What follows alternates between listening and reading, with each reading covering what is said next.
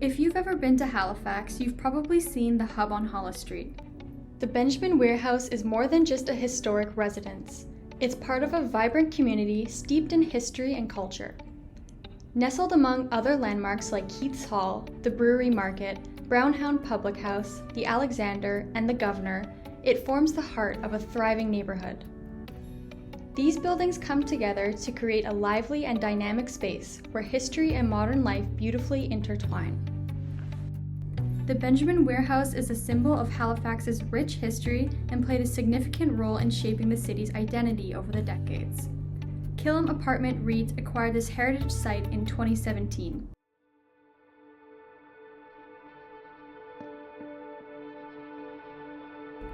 This is the story of Killam's acquisition to transformation of the Benjamin Wier House.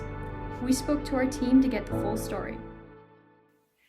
My name is Margaret Anderson, and I'm Senior Director of Operations at Killam Apartment REIT. I did start with Killam maybe about 9 years ago.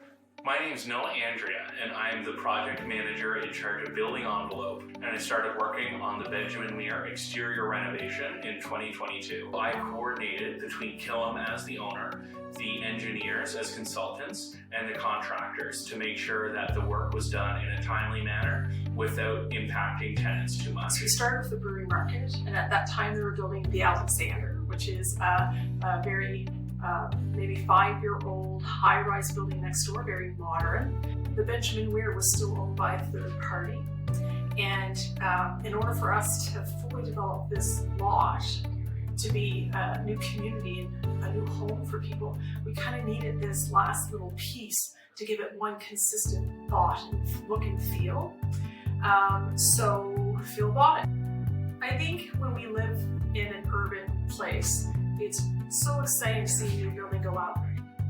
When you walk through a city and you see a brand new building like the Governor, or you see a super old building like the Benjamin Wier, you feel like you're in an interesting place. You feel like it's growing well. You feel like the people there have respect for their history.